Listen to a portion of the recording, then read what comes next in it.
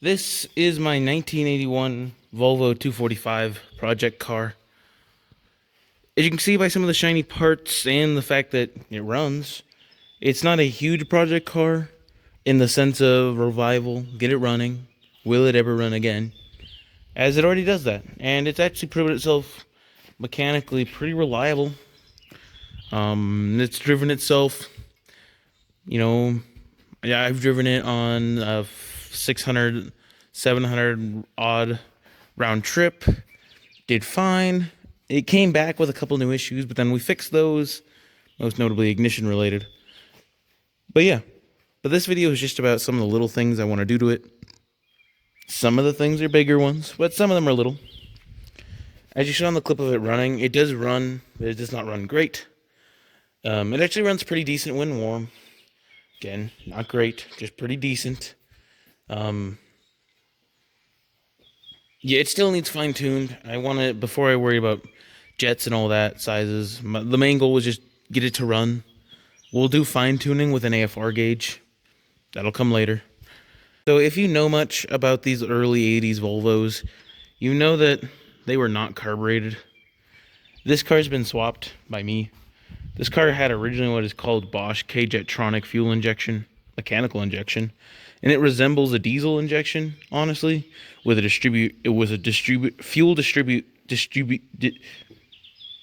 distribution block that feeds the main injectors. From there, it runs off super high pressure, well, super high pressure for a gas engine, like 95 pounds, I think is max. They can fluctuate depending on what the engine needs at a certain time. It can fluctuate from like 70 to 90, anywhere in between, yada yada. So yeah, that's not run off 90 pounds. It runs off about 3.5 to 4, to be exact.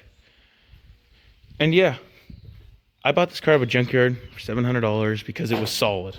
There's not a single dent on this car. There's what appears to be some sort of poorly done bodywork back here. That's obviously Bondo. Some sort of primer that faded weird. So it's obviously been in a wreck. There is a little bit of where the bottom well is kind of tucked in. It's obviously been in a wreck once, but none of the panels are super dented. I haven't found any rust. The interior, besides the driver's seat, was complete and not in terrible shape. Back seats are in good shape too. Those are some of our parts. We'll get to that.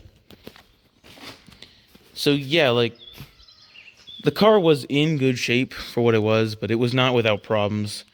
The fuel jet injection was completely garbage. Everything on it was pretty wore out, pretty bad. So for less money, I could swap a new performance intake onto it with a performance Weber 3838 carb. And all I would have to do to get it to run was to get rid of the high pressure pumps and install a low pressure and tank pump. The exact one I went with was a Chevy Monza pump, one that had the 5-liter and was an in-tank pump rather than a manual pump. And yeah, just put that in. I think I used a hose clamp or something, or just a chunk of hose to hold it to the original Volvo sending unit. Replaced all the weird fancy fuel system things in line with just rubber fuel line connecting the steel lines where they got to go. You know, the carb returns ran to the original K-Jet steel return. The original K-Jet steel returns ran the soft line for the carb. You know, stuff like that. And then it just ran. Obviously needed a couple bit of fine tuning. And yeah, so it's a B21F, but it no longer is a B21F because the F stands for K-Jet. It's just a B21 now, because I believe in Europe they made B21s, like real ones. They weren't Weber carbs, but they were Zenith built carbs, which were some sort of variable Venturi carb, kind of funky. They're an English carb. So yeah, it's just a B21 now, not a B21F. It's got the 4-speed with overdrive transmission, but overdrive doesn't work. So yeah. So really my plan for this video is just to make it nicer to live with. We're not really going to work on tuning the engine too much because I don't want to. I'm happy enough with how it runs. Obviously, I can just smell it runs rich. It doesn't have a choke set up right now. And you can just smell it runs rich. The Weber 3838 stock jets are most likely too big for this engine. But oh well, we'll get a jet kit later when we start to tune it. But yeah, make it nicer to live with is pretty much the goal with this video. So let's do exactly that. So what we're working on right now is going to be our brakes. It doesn't have any. Yeah, we should probably fix it. I'm 90% sure. No, 100% sure. It's the master that died. Because you can't pump them up a little bit. There's no manual brakes. It's not a booster. It didn't pop a line. The hardware of the brakes is all in actually pretty decent shape for the car. Besides, they had a lot of rust from sitting, but now that I've driven, you can see that they're actually not that bad. Obviously, they're grooved really bad, but yeah. I've been gone for about a week, so that's what the surface rust is there. And it's been raining. Oh, looks like my supervisor's coming. He thinks he's starving to death, but he's not. So yeah, and this is the color of our brake fluid. Looks like sweet tea. Yeah, let's pump all that out. So, fortunately, I can't really get to the rears. Maybe that's the fronts. I don't know. I can't get to that one because, yeah. So we'll just have to make a mess with that one, I guess.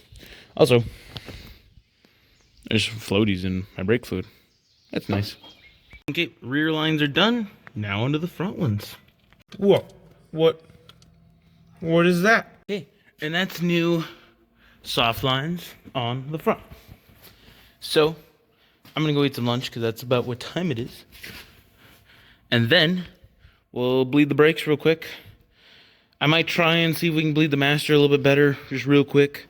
If not, I'm just gonna put the lines on, see if I can bleed it enough through the whole system to get a good pedal out of it, and then we'll just go for a drive. Doesn't look like though we're leaking. I bought this master specifically because I thought it came with a new reservoir, but it didn't. So that's the old reservoir, but it seems to have, on my lug nuts. But it seems to have survived being reinstalled onto this guy. So yeah, there's not a whole lot of air bubbles in this guy. Or this. So maybe I just left it sit like this while I was working. Maybe it kind of gravity bleeded itself. I don't know. Yeah, so... Sorry, let me turn the flash off. I can hear it sucking air through these bleeders. Now, I believe these are the right thread. They threaded in a little bit, and they've got thread tape on them. They're these plastic fittings. I wish I could have found some metal ones. So... Because I sucked a little bit more through my little hand vacuum pump, you can see... I don't think there's any air really in the cylinder. I think it's literally just pulling air right here, because I can just hear it.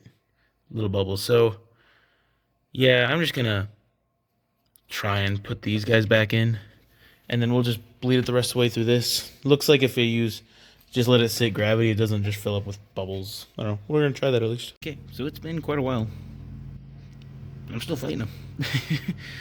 My best bet now is that from sitting, for the 20-ish years it was sitting before I got to it, that there's just so much gunk inside the calipers that I can't bleed them. Because no matter what, at any caliber, I'm getting fluid to most of the lines. This one's having some trouble.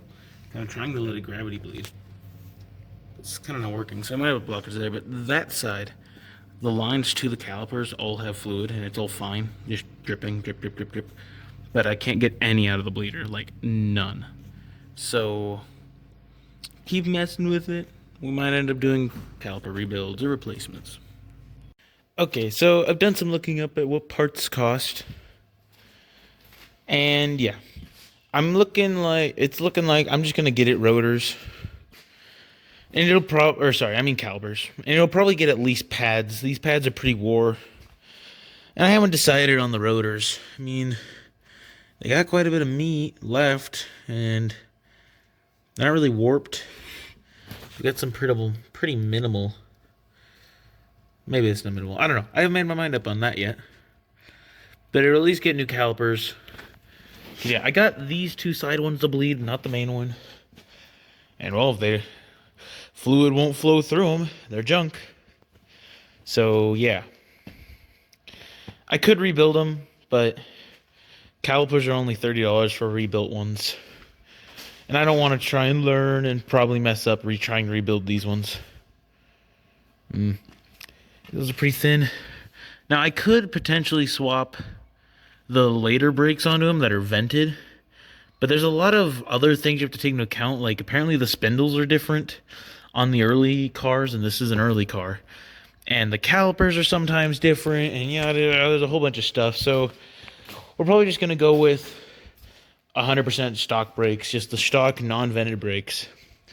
It's not a race car yet, and if it gets to that point, we'll deal with it then with oversight big brake kits, vented, slotted, drilled. But in stock form, these brakes are good enough. But we got other things we can move on to. Okay, so it's the next day. I haven't really done any more work on it. Besides, I parked pretty terribly. I'm gonna fix that now. But I ordered the pads and the calipers. Obviously, they'll be here someday. But on my drive out, just to get it out of my way, all I did was just throw the tires on somewhat. And it actually has brakes, and they're better than they were before. Even though these bleeders aren't working. Right? If I remember right? I can't remember. No, it's these bleeders. Even though these bleeders aren't working, it does have brakes. It's probably only got brakes on this one side. But, like, the pedal's firm. Like, it's not as firm as it was. Like, it definitely needs to be better. But, yeah. So, hopefully new calipers fix the rest. At least these two calipers will fix the rest of our issues. Because I also didn't even bleed this side. I just made sure there was fluid getting to the calipers. And then after that, I was like, oh, well. No point in final bleeding it if I can't bleed this side at all. So, this is like... you know, only 2 calipers are getting fluid, and they're not even blood, and it has better brakes than it did before. So, yeah. Oh, we got other stuff we'll move on to. We'll come back to brakes. The first thing on our list is probably going to be this. Oh, this is the fuse panel upgrade kit. These cars use European torpedo fuses, and the contacts get loose with age, and they corrode easily, especially because there's a vent back there. So, yeah. So, they make this kit that swaps to modern blade fuses. Just goes in there like bam. Yeah. This generally fixes quite a few intermittent electrical issues. That's pretty common on these cars. You can even see these guys are starting to corrode. And I've already cleaned these guys once. So, yeah. From what I can tell... there's just one push pin back here, and then this panel comes off, and then you essentially just unplug one set, or unplug one fuse harness, and then plug it into the new one, and you just repeat and repeat and repeat and repeat and repeat. Okay, and now we've got the panel out. What's kind of concerning is the fact it's melted itself to this sideboard thing. It's made of like cardboard. Kind of weird. Luckily for me, Volvo decided to make this thing not out of plastic, but more of like rubber. It's flimsy and rubbery. So it came out in one piece really nicely. I could just bend it all around like however I wanted, and it's fine. So it's nice. So yeah, essentially, you're just gonna go and you're gonna like unplug those 2 top ones. Sorry, I hope that wasn't a weird camera angle all of a sudden. And you're gonna plug it in to these 2 top ones. Now, there is a downfall of doing this. One, you could be, you won't ever be able to find the exact fuse sizes. These ones, as for example, this top one is in, I think that they're like 8 amps and 16 amps and 24 amps. The best you can really do is round up to 10s and 15s and 20s and 25s and 30s. I don't know. I don't think that extra 2 amps is going to kill anything. Maybe it will. But it's kind of the best you can do. Maybe you can go online and special order exact fuses of this size, but like they're funny, like 16. Like why not 28? Why 8? 25 is standard, so that one's not that bad. But it's just a little weird. Oh well. Looks like my harness though is in pretty good shape. Even back here, no corrosion. So this likely won't fix any of my electrical issues, because this panel isn't all corroded. But you know, maybe it'll fix someone else's. A lot of folks also recommend putting a dielectric grease on the new fuse panel on the back of these terminals. I don't have any, but my grandpa did, so I have some now. He doesn't yet. Okay, so here's a little bit of a, not wiring anomaly, but this is just why, I don't know, wiring diagrams aren't always right. According to This Year of Car online, the only extra for circuit is this very bottom one, which is just an 8 amp from factory. And, you know, they might be right. There's only 2 of 3 wires going in, but look at this. That one's empty. And so is that one. Like, there's just no wires going to it. So there are 2 completely dead circuits that, you know, could be repurposed for anything. They have to pull into that because, you know, there's really no extra circuits in this car. You can see just to pull lighting power, I had to pull from that guy. Granted, that's for lights. I just didn't want to dig into the switch, so I found that one down there. But still, I was already going to put like an engine bay fuse box in it for other extras. So it'll be nice to know that I can pull off these 2 guys and just even use a fuse in the factory holder, or well, this holder. And boom, it's that simple. So looks like the car has 2 completely dead empty circuits. So to remember that, I'm just not gonna put fuses in them like this one had. This one was a full fuse box. We're gonna leave those ones empty so that future me knows if I want to pop this kick panel off, I can run battery power to 1 or whatever, or I can run a constant power to it so that I can then have some fusible dudes. Okay. With our fuse box filled with fuses, let's plug our battery back in, see if everything works.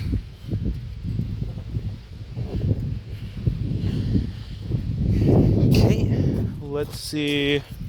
Do our lights work? Our tack light came on. Yeah, lights, obviously our brights aren't on. Okay.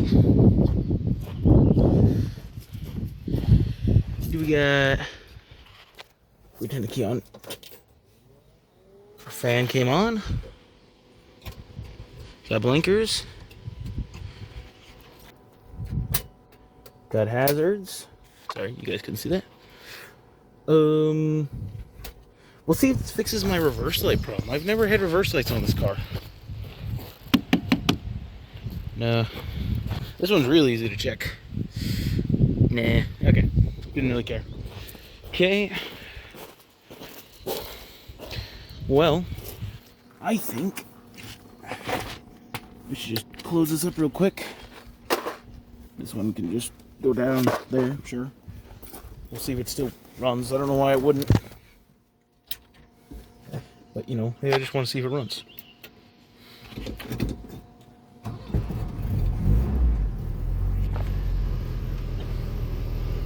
Cool.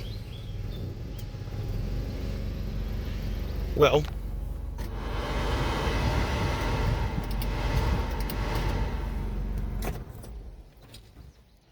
okay, well that's that done. We're in the modern age when it comes to our fuse panel now. Nice. Boom. The plastics even went back together the way they're supposed to. That looks way better. Yeah.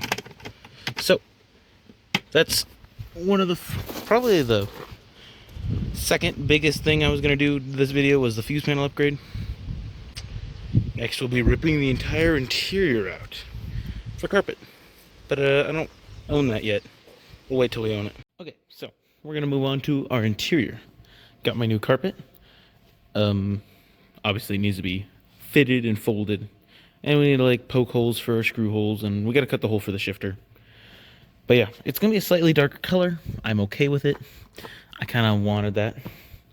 So yeah, we're gonna put that in. while we have the carpet out, we're gonna do a couple other things. Obviously, we're gonna clean as much as we can. That's gonna be easy. And then we're gonna put in a bunch of sound deadening, because this car has a lot of rattles, a lot of squeaks, and a lot of wind noise. And yeah. So we're gonna start by taking the rear seat out, and the driver's seat. Then we'll see what's left. Okay, so the seats are out, and this carpet's disgusting, nasty. Set a console out. I think all that's left is to get the shifter out of the way and maybe a couple more pieces of trim. These guys maybe. I was gonna take the shifter stuff out. I'm gonna modify the shifter while I'm here. I wouldn't mind shortening it a bit. I have a knob I'm gonna put on it. It should feel better than this foam one. And we're gonna relocate the overdrive switch to up here probably in one of these blinks. And shorten it a bit. We'll at least grease it. It looks pretty dry down there, but yeah. And now just finish. Whoop. Okay, we're almost ready to just pull the carpet out. We got the side molding off. Looks like I'm gonna have to unbolt our seatbelt real quick. And then we should be able to drag it out. I might have to take that kick panel and that one out too. But we got our shifter tool apart and kind of get an idea how it looks. And yeah, I think we're gonna be able to do some modifications here. Really no problem, honestly. So I got our little reverse guy taken off right now, so we can't go all the way in reverse, but honestly, I might take it off. I mean, I'm not going to shift it in the reverse. But yeah, probably, also these wires are full of corrosion. They're no good anyways. But with the carpet off especially, will be a good time to route this switch to back in here somewhere probably. So that'll be good. We'll get a new shift knob on it. Maybe shorten it a smidge. And this is splined. I'll probably have to get a, cause see, this is just a plastic knob that's just, you know, forced on there like that. And it really doesn't feel good. I don't like this knob. I've got an 8-ball shifter just in stock, a weighted 8-ball. That was off something else. Maybe we'll just slap that on here for now. I'll probably have to get like a locking clamp with a set screw that then has the correct, I think it's M12 thread for my shifter. And yeah, maybe just, especially if we go, I'll just be like, whoop, shorten it, remove the reverse lockout. It's just somewhat shortened shifter. And yeah, we're gonna grease that because that's looking nice and dry and honestly pretty scored. So yeah. Move these panels. That panel should be good to go. Oh no. Oh no. Oh, there's coolant. There's coolant in here. No. Oh, we gotta find that now.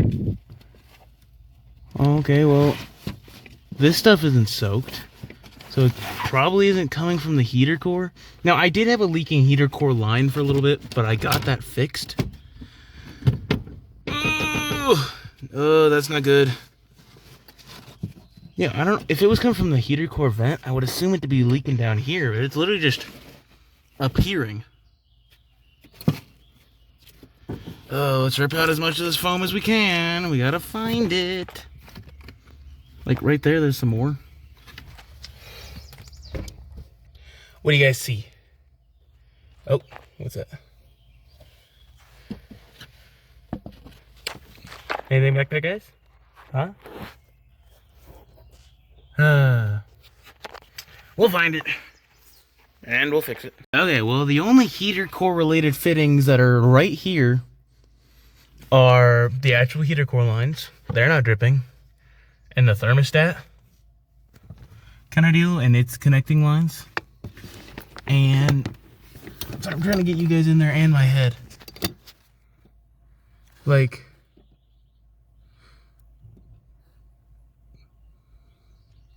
all that tar stuff is from the AC stuff, so don't worry about that.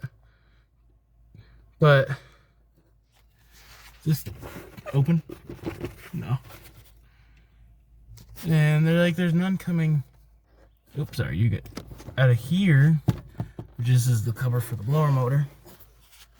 So, I don't know, maybe we lucked out. I don't know what that's from. It's kind of worrying. Why is this already loose? I didn't loosen that. It's also got some stuff on it. Is there coolant under that too? No? Like, it's just literally just right there. And then, like, there's some stuff up here. I don't know.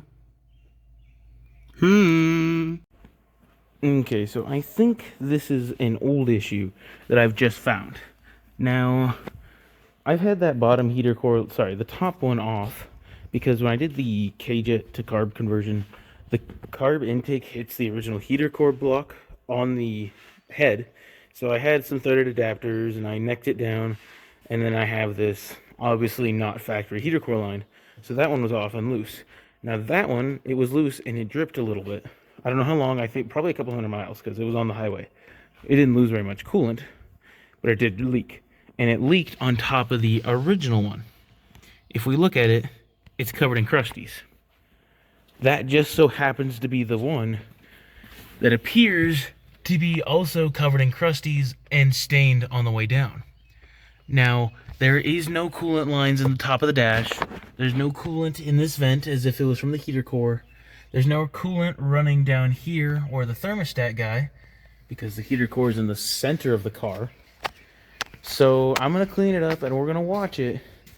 But it should be an issue that was already resolved, sorry, from when I tightened that clamp down. There's really nothing else it could be. There's nothing else on this side of the car that's full of coolant. So we're going to clean it up and we're going to continue on. I'm going to tighten those hose clamps while I'm here, but I can get to those with the carpet in. And we're just going to move on. Okay, I tried to try and record me doing it, and I was just going to throw it in the video. But I don't have a phone stand camera thing. And I just couldn't get a good shot. So, we're dynamitted. I could do more, but I only have this much dynamite. And I'm saving this, because maybe not right now. But in this video, we're also going to redo the hatch area with rubberized flooring for less carpet-friendly hauled things. Plus, Volvo didn't carpet the back originally anyways, not with this kind of carpet. Had this weird, like, felty, destructomatic stuff that just implodes when you touch it. So we're going to get rid of all that. And I just want that for back here. So, yeah, plus I left most of the car's original sound deadening in it, besides the foam. Because, well, a lot of the foam was saturated with antifreeze. And this stuff's big. It's very thick. And I just didn't... There's no reason to have super thick stuff and then this stuff on top of it.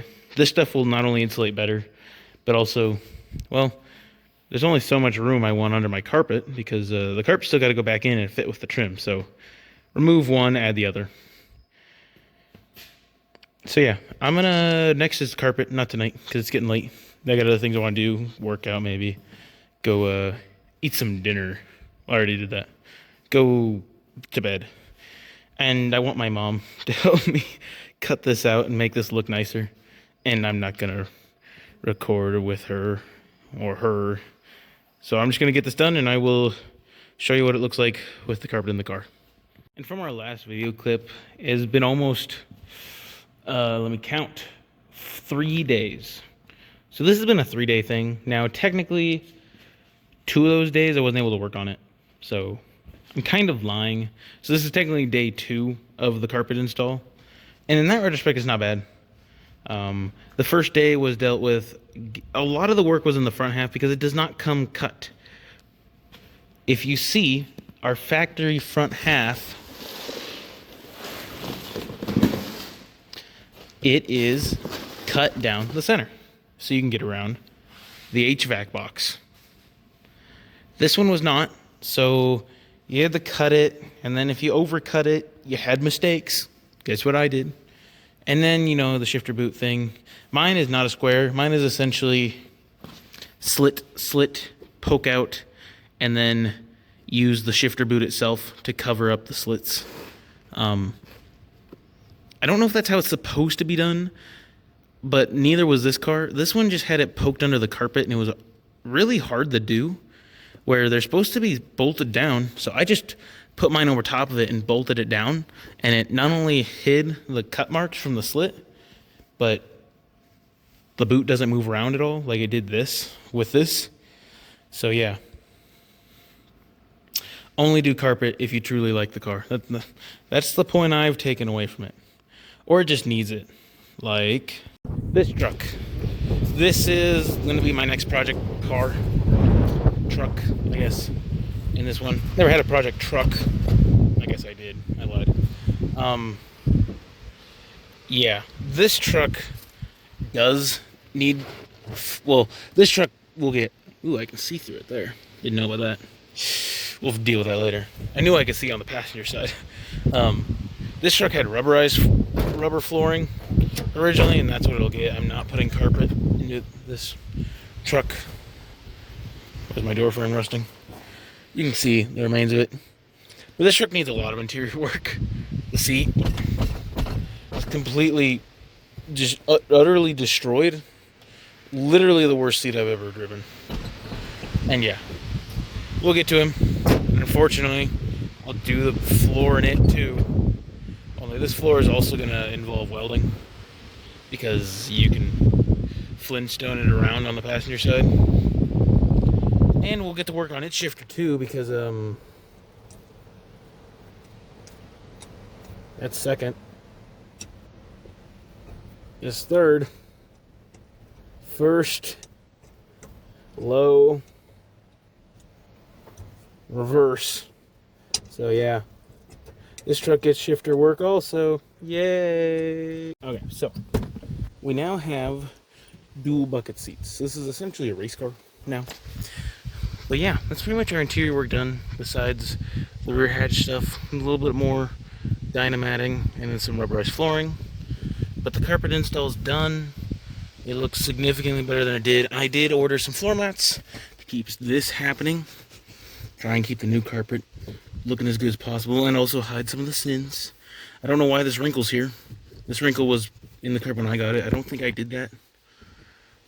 I don't really care anymore over it. It looks better than it did. It's good enough for me.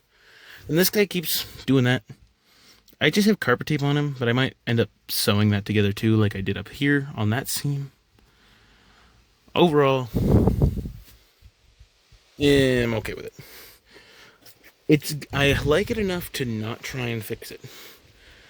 But if I ever had the interior part again, there's probably be a couple things I'd try and redo. The rear actually looks amazing. As far as you're gonna see, at least.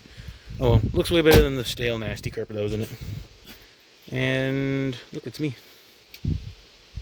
My hair's crazy right now. But yeah, in the back is some stuff to do an oil change. This doesn't have that many miles on its current oil, but it's already black as tar.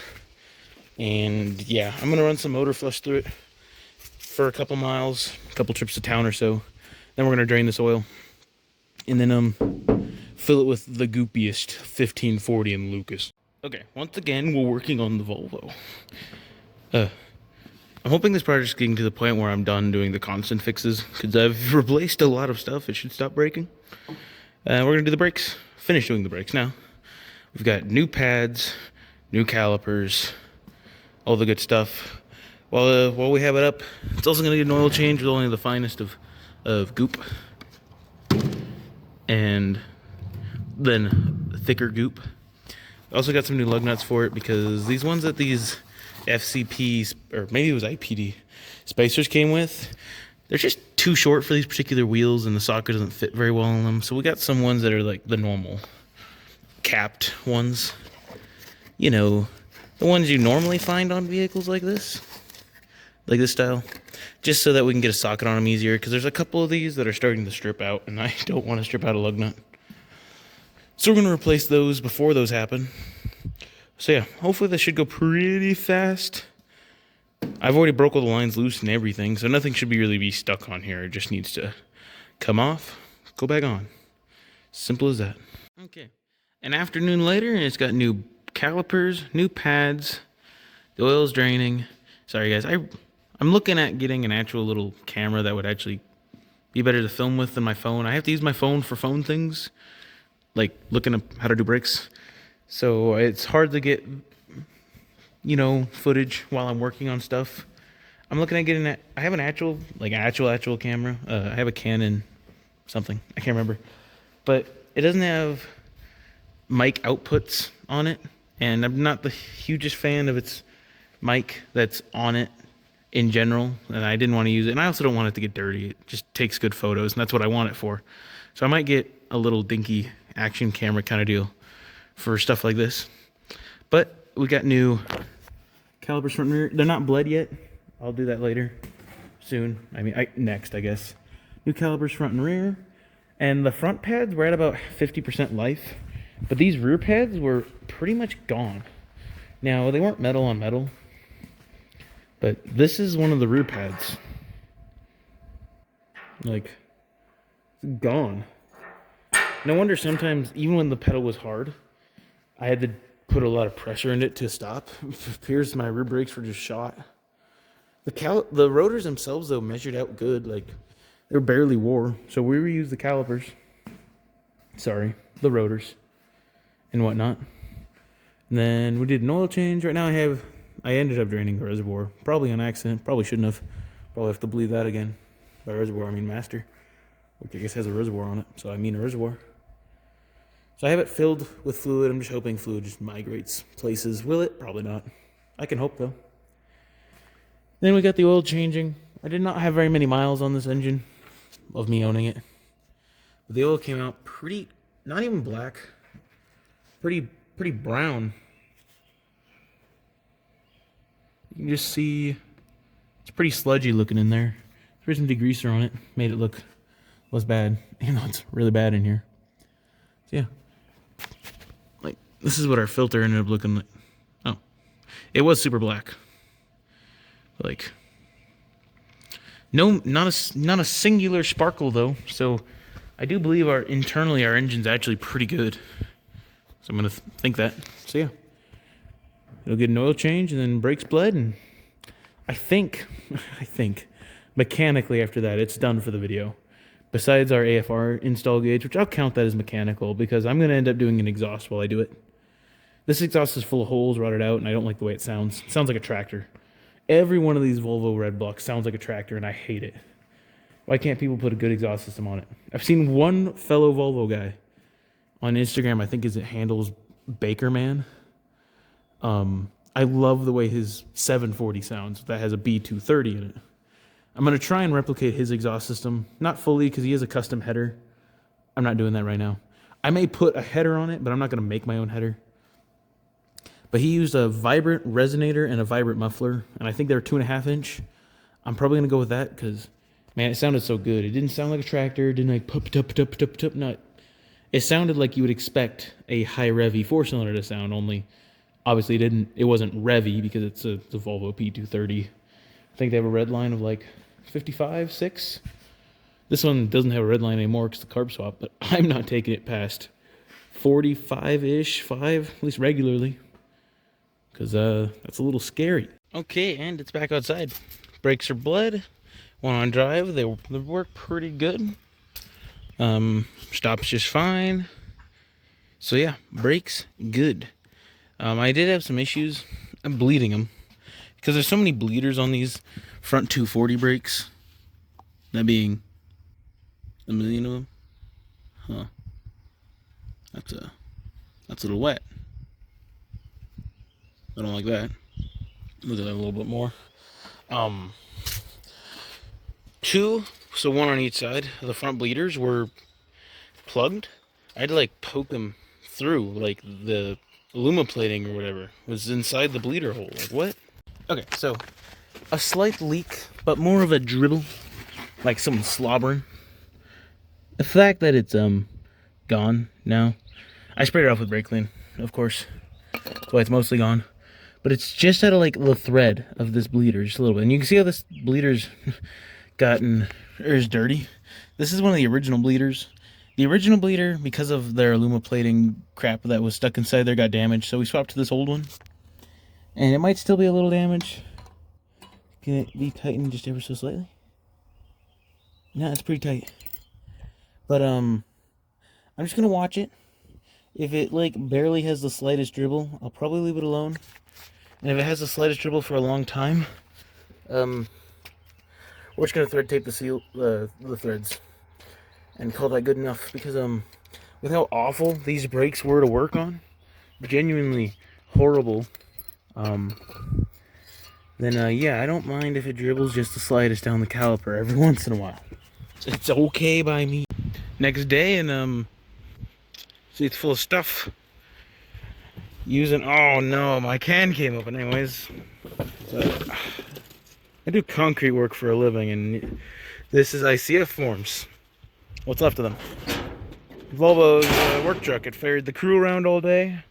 It was our runaround vehicle for when we needed to go places. Yeah, so it's actually running really good today. I have to go on a little bit of a trip to a town. It would have been 2.5 hours one way. Though my mom's going with me. I'm trying to let us take this, because it does get much better gas mileage than any of the other vehicles. I don't know if she's going to go for it. Okay, and just to prove that it actually runs and drives, I don't think I've yet to show a video of it actually moving.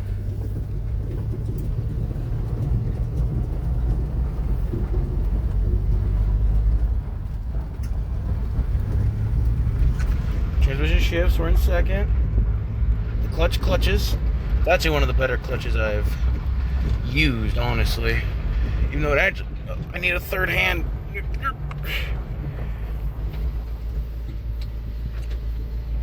even have reverse.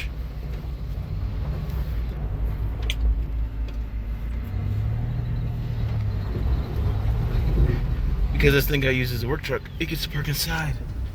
Normally that doesn't get to happen. And we do have brakes. Rolling.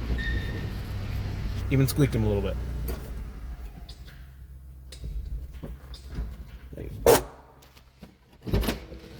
So yeah, no, it's a fully functioning car. Oh, gotta put my dude somewhere. Probably right there. Look at him. If you recognize from my Red Ryder video, this is the pig from my other pickup, but I'm planning on selling that truck soon, but I wanted to save the pig. Because, look at him, he's adorable. Also, there's a dinosaur up his butt. Gotta get him out. Alright, we're on the way home now. Car's running fine. She's fully loaded, even with the kitchen sink. So, yeah. Timing light, that's nice. It's not mine. Picked it up for a friend. But, yeah. Going good. Alright, we're on the way home now. Car's running fine. She's fully loaded, even with the kitchen sink. So, yeah. Timing light, that's nice. It's not mine. Picked it up for a friend. But, yeah. Going good. Okay, Volvo's back on the lift. Made home the journey just fine. Yeah. I did order a fuel tank. It's actually supposed to be today. It's already 5:30 though, so maybe tomorrow. Then again, FedEx does show up pretty late around my parts. So yeah, while it's up here, it'll get a new tank. I'm almost ran this tank dry, and I think it plugged another filter. It's running pretty crappily right now. But exhaust. 2.5 inch exhaust. And for a muffler, Flowmaster FX. Yeah. This is probably going to be louder than I want it to be, but it was on sale. And I like the way they sound on 4 cylinders. I just think they're a little loud. So we'll see. I'm planning on cutting it off here at the straight bit, and we're just going to run it straight back. We're hitting on the speedo cable. I mean, it doesn't work anyways, but it's melting it. That's not cool. I'm going to get rid of the cat. I'm going to put that muffler around here-ish. Obviously, we're going to be 2.5 inch exhaust. And instead of doing this stupid secondary muffler over there, we're going to just come straight back. It's the plan at least. We've got hangers in all these locations.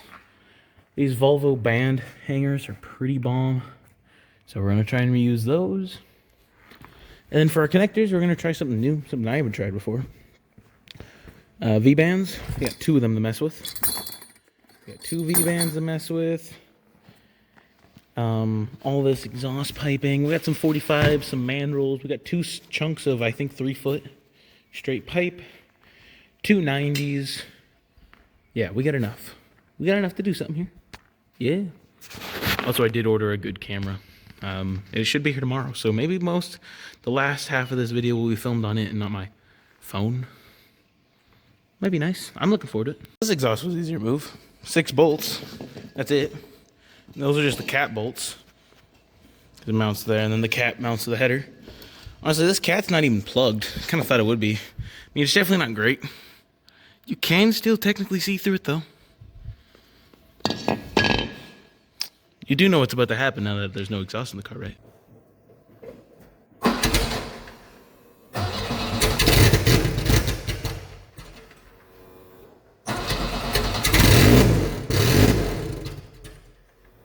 Okay. Got our section is straight cut. The muffler's gonna slip to there.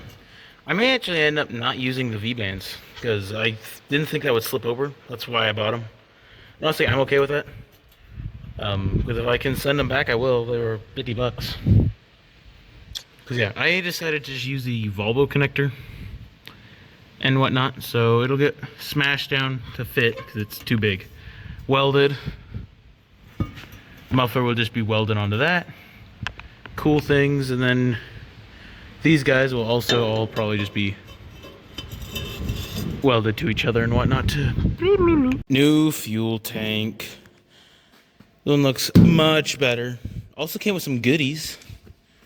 Came with a new O-ring for the top. I don't technically need one since that sending unit's new and the O-ring would be fine, but I will use the new one.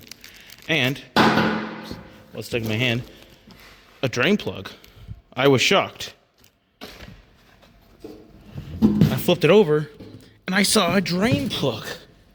Now, this car's tank does have a plug. It's a Phillips screw. And yes, it did come out. This does work. Anyways, so yeah, new tank. Still working on the exhaust. This is another idea I got. Okay, so I'm not a welder. Not a welder. I know how to weld. I don't think these are too bad. It's like, ew. It's like, ew. I'm gonna try and blame my equipment a little bit. I did have some troubles with gas. Cause like, look, no, I'm capable of making decent-ish welds. At least better than that chicken crap. But yeah. Oh well, form over function, right? Right? Okay, maybe it is form over function because I can't say. Okay, function over form. There you go. Form over function. I said it, function over form. It's okay. Okay, so waiting on the exhaust for a second, letting it cool down and whatnot. Got the new tank, so let's put it in. My car's really dirty down here. I'm probably gonna vacuum it out while I'm here. But yeah, so if you get rid of the cage on these cars, you see that extra port down there?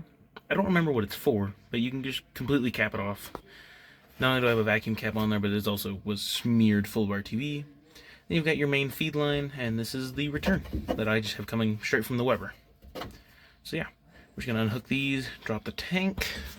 Super easy to drop the tank on these cars. Like you just grab it and you'd be like, you twist it like this, then come out like this.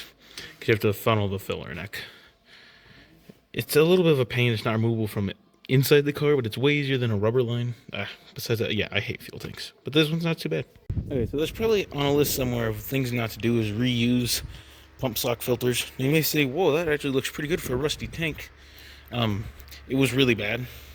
It left these stains, and these stains are like slippery. Like this is broomed concrete, lots of grip, and these guys are slippery in comparison.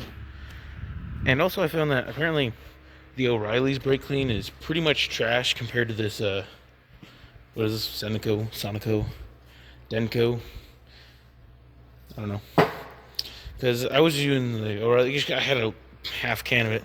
It just was not coming clean. And I'm squeezing it like yummy, you know, like I'm milking a cow. And I'm not. See, you can see I'm gonna put it in because I got the to come out clean. But the O'Reilly's was basically doing nothing. Then I got that other can of stuff and it actually came clean. So anyways, this is how I set up my sender unit. Nice custom wiring.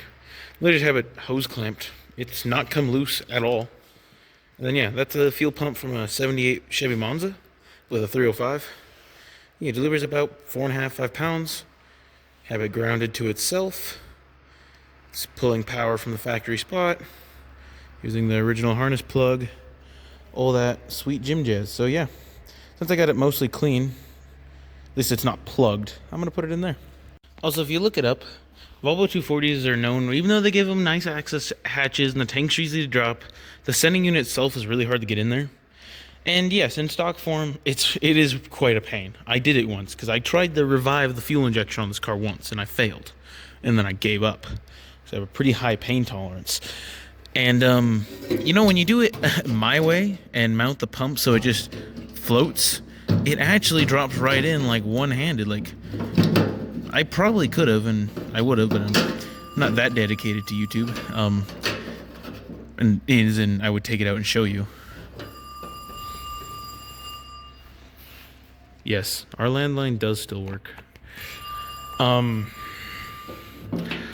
I would show you that you could do it one-handed on camera, but I'm not gonna do that. Sorry. So yeah, now I just gotta look back at my picture and remember where I want this fuel guy to be positioned. I think I want the lines about like there. We're gonna lock down our locking tap, and then we're just gonna hoot right into the car, and yeah. Here's our old tank. Yeah, I can't believe I've put over a couple thousand miles. Not quite, over 1,000 on this car like this. This tank was clean once. I don't have any of the pictures anymore, but I cleaned this tank to the point where, like, the tank walls were shiny. Now, what I couldn't ever get was the top of the tank up in here. That's still scaly. See, that's my finger. So yeah. I shouldn't have even tried this tank. I should have just condoned this tank from the start. It would save me so much headache. And new fuel tank in. Even on an easy to do fuel tank, it's gonna be a little bit of a bear. I think the filler neck is in the slightly wrong orientation, even though I got it in and I was able to push on it in places and get it to bolt up. You can see it's touching ever so slightly. Luckily, it's kind of technically adjustable. It's got a bunch of relief bends in it and whatnot, so you can just be like, ruh. Oh look, I fixed it. Bend it. We just bend it a whole bunch up and down, up and down, and up and down, and up and down. Perfectly centered. I'm not joking either. See if I can get it. See that right there? Those little ribs. They're bendable. Kind of stiff, but they are bendable. Yeah, so it's in there. It fits. I tried to orient it how it came out, but it's just a fight because you can see it pushes up into there. I think this little collar thing that's another place it's supposedly bendable.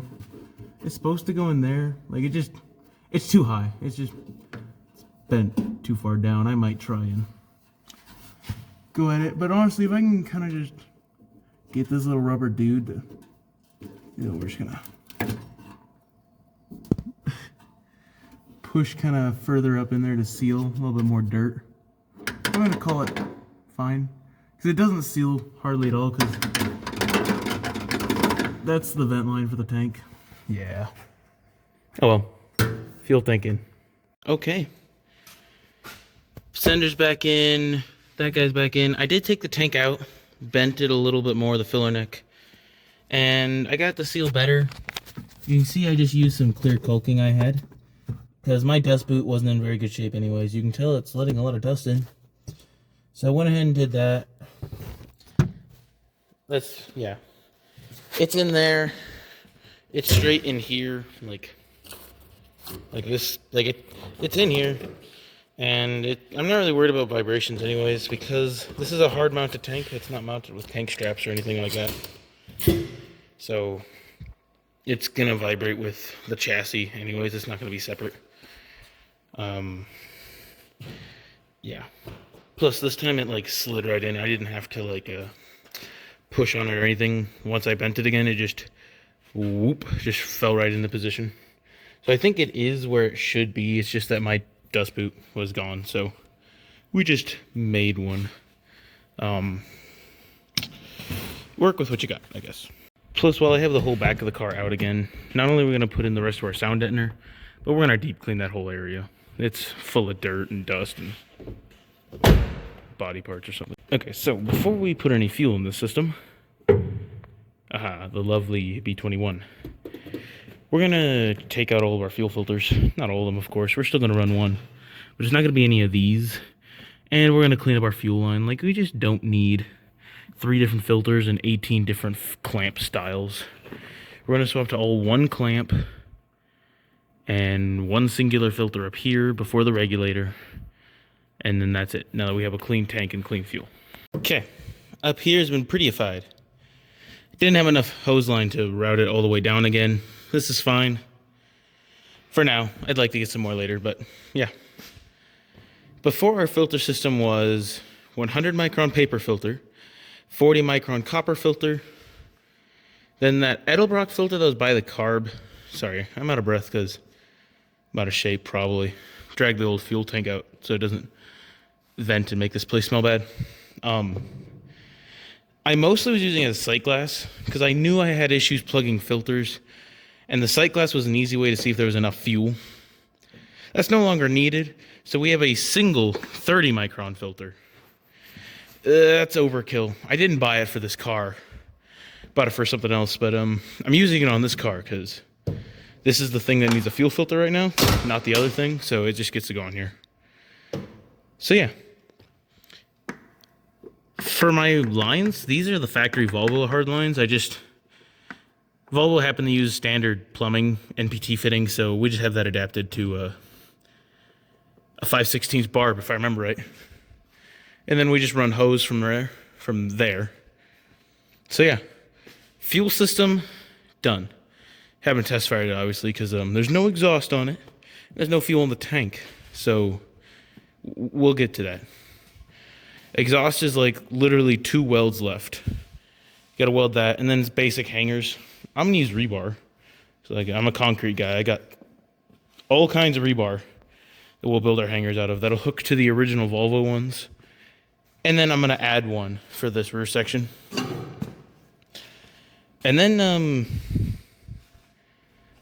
back it off, and I'm just gonna clean out the back.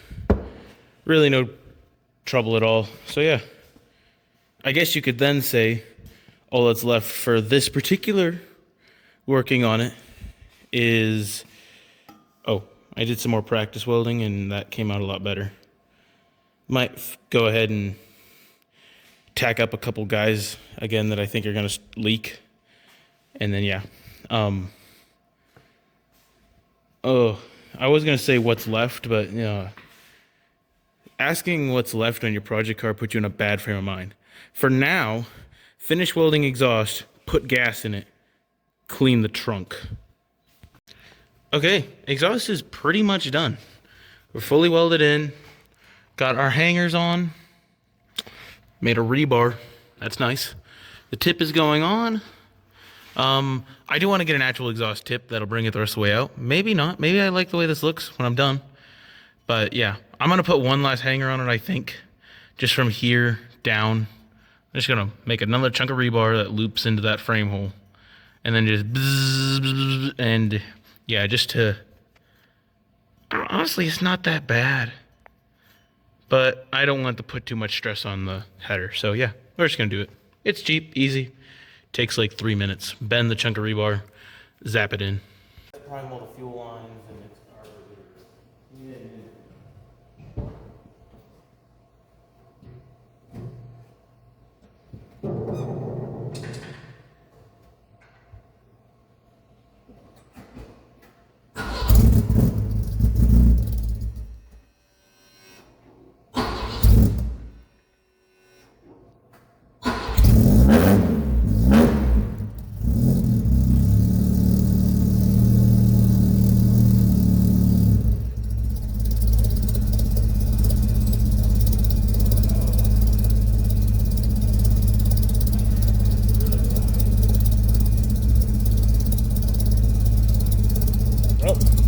what I paid for. Hey, I don't know how well this is gonna work. I'm just recording on my phone holder in my car. So I was always told these cars have 12-gallon tanks. That's all the other old tank would fill to.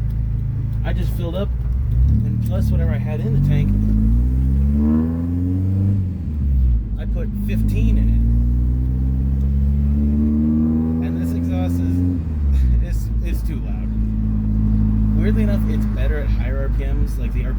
cruising at the highway. But the RPMs that I need for power around town, I'm worse than the Civic, guys.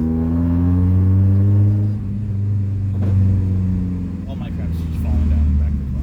Like, I like it. Like, it puts a smile on my face. But I feel bad for the people around me.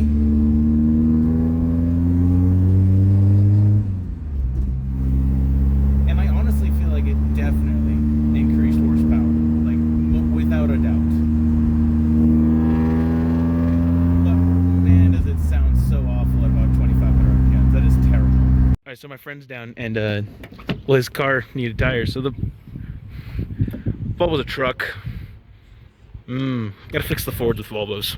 Okay, so that same buddy we were getting parts for, tires really, window wipers, simple stuff.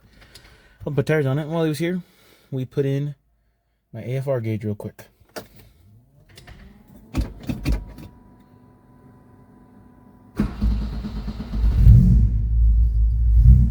Has to heat up a second. Pull this thing outside so it's not making things smell bad.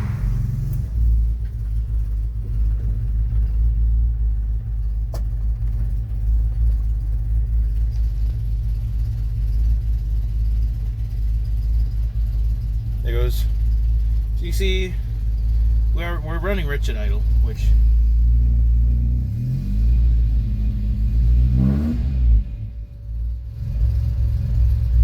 so like you can never get super perfect with a carburetor. That just doesn't exist. There is not a perfectly tuned carburetor. They don't exist. Close this door. I never have been a carburetor person. Like, they're fine. But a perfectly tuned carburetor doesn't exist, because a perfectly tuned car will run at 14.7 pretty much all the time. There's a grumbling noise up here. I'm pretty sure it's the AC compressor. Yeah. Also, I ordered up another resonator and an exhaust tip. We got to make that quieter. I'm not a fan of the exhaust. I'm not a fan of how loud it is. I don't mind the way it sounds, but I'm not a fan of how loud it is. Yeah, I got the AFR gauge in. That's kind of cool. Okay, so I did some looking. I took the belts off the car, and yeah, so the whirring, bad bearing noise is definitely the AC compressor. It growls a lot. I'm not going to do anything about it now. I'm just going to let it growl, because you can't just, take the belt off it per se, because it powers the power steering. But I mean, the belt piggybacks off the power steering piggybacks off the AC compressor. That's what I'm trying to say. So I took all the belts off. Also just coming in here to make sure everything's still, not falling off. That's nice.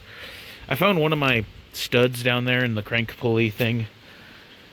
I don't know if it was messed up or whatever. It was missing one of the threads, and when I grabbed sorry, not threads. It was missing. So there's 2 studs and then 4 bolts. And one of the studs didn't have a nut on it. It wasn't loose or anything, it just didn't have a nut on it. And when I just grabbed a nut, it wouldn't thread on, like there wasn't enough threads showing. But because, it was only missing one of them, it's not like it was kicked out at all, because it's in a 6-bolt pattern, so it was flat. I just put it together without it. Seems fine. If I ever get back in there, I might just try and replace that stud with a slightly longer one.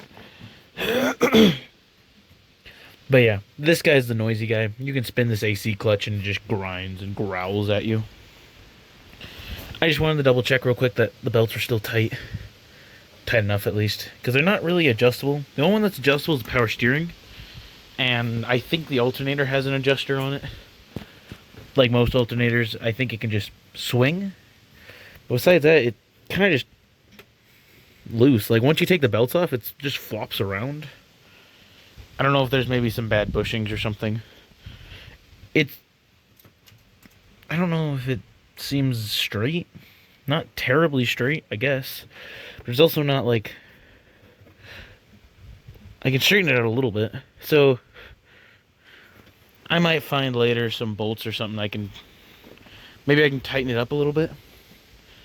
But I also noticed a ticking and hammering noise that I thought was the AC compressor. Because I started it up, it did the bad bearing noise, tick, tick, tick, tick, tick, tick, tick. Took the belts off. No whirring noise, because that's just that bearing. It is that bearing. And the tick, tick, tick, tick-ish noise was mostly gone, if not completely gone.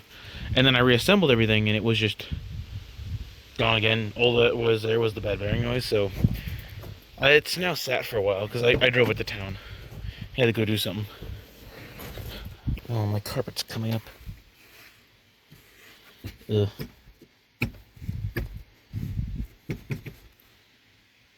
Fine, whatever. I hate carpet. Ugh. I want to see what it's going to do its little tick-tick.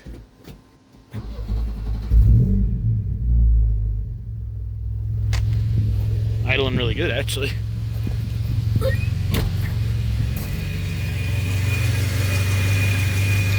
I'm gonna hear it.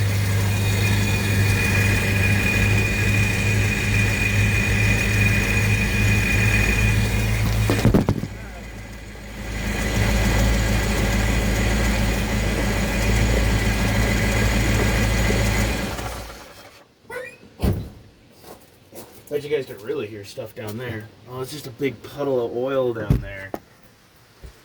Somehow it didn't get on the camera once it got on the corner of the case. Anyways, as you can hear, this bearing's bad, and there's a little bit of a light ticking noise. I don't actually think it's the engine. I think it's probably something to do with the belt drive. I want to get in here, and these belts are ancient, super bad. And this is obviously getting... It's not very crooked, but I think it is crooked. Looks like there's an adjuster back there. Should be another one on the bottom too, if it's anything somewhat standard. Yep, right there.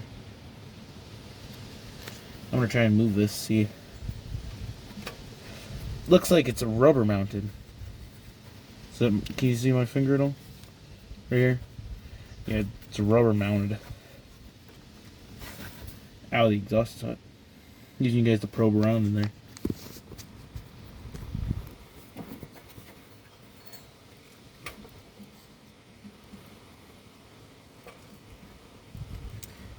I don't know, honestly, it is pretty tight. There you go, I think. It looks like this bushing can just push straight out. I wonder if I can...